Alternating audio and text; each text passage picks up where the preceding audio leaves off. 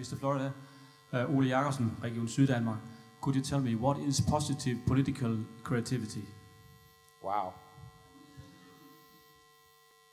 Well, the first word that comes to my mouth would be Obama, but that's just because I'm hopeful. But I think where I see the positive political creativity is not the national figures. I actually think it's mayors and councilors and local actors. And there I think it really means understanding that we, the leader, don't have the solution. And I think this is Obama's genius, if he can make it, that it comes from tapping and harnessing the creative energy of many, many, many people. And what I think is so interesting about that is that that is not necessarily partisan or political party based. And I can tell you, in traveling around the world, I have met Laborite, Social Democrat, Democratic mayors and council people who do this well, and I've met Republican or conservative ones that do this well. In the United States, it's a different political environment, but Bloomberg, who's one of our most interesting mayors, is a Republican. Now, he's not a Bush Republican, but the point is, he's not, but this kind of political creativity is not necessarily bounded by political identity. And here's what I think. Daniel Bell, the great sociologist, said this so well. He said, I'm looking for my political leader. I want somebody who is fiscally conservative, doesn't waste the money, but socially progressive. And in some ways, and another fellow said this, I love this one. Another fellow said this about political creativity. He said that the Social Democrats, traditionally, and the Democrats and the Laborites sometimes want to bring back the economy of the 50s, where the conservatives and the Republicans want to bring back the family of the 50s. What we need is a new progressive direction. And here's what my challenge is, really, the true answer. We have to find this political creativity in redefining a progressive, small p, progressive agenda for the 21st century. And I don't think anyone has done that. I think the leader that can do that, the state or province that can do that, the country that can do that will define this century. My fear is I don't see it emerging. And that would be just what I said before, valuing the true creativity of everyone, ensuring as a basic human right, it is a basic right not only to housing and healthcare and education, Denmark, it would be a basic right that you could use your full creative talent, that you would be given the opportunity to use it fully, and the ability to express your true self, not to have to be caved into a specific job area or be siloed into a specific kind of person. You have the right to express yourself, basic right to express yourself, and a basic right to use your full talents. I think the leader and place that can achieve that will show true political creativity. Going for the last question? One question, one more, and then I will sign books. Yeah. I will sign books, and I can talk to people informally. Okay. One more question. So one more question.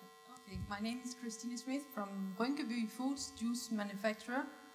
I have a question. If we say that the creative class as a group isn't static, rather what constitutes it changes over time, in your opinion, what is the characteristics of the future of this group? Wow. Thank you. You said that so much better than I can. The creative class is never static. It's not just a single group of people.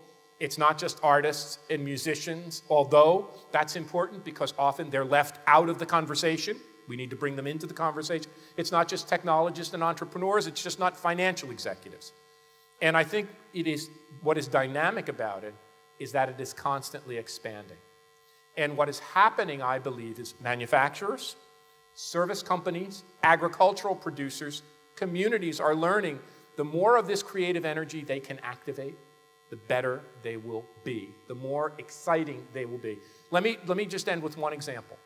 I met with the head of the London Creativity Commission. He was a lighting manufacturer. He made lights.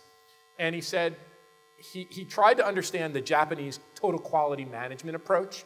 So he made his lights better, but no one was buying them. Even though the light fixture didn't burn out, it was very durable, it had high quality.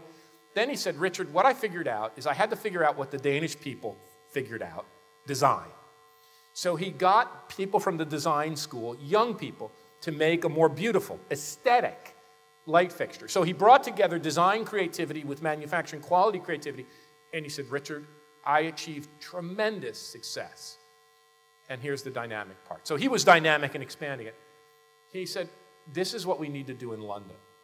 He said, if London could figure out what I figured out, and London's a pretty big, and we would say, darn creative place. But what London only understands now is they're tapping just a fraction of that creative energy. What if we could expand it and bring in all of the creativity? What if we could stretch the boundaries in a dynamic way and make sure that more and more of the citizens, imagine we had a jurisdiction, a place that was harnessing the creativity of all, and that's the dynamic thing, and I want to challenge you, because you have all the possibility to do that. You don't live in a class-divided society like America.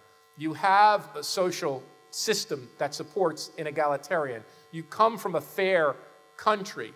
You've done everything in your history to ensure that people are treated well. The next step is simple.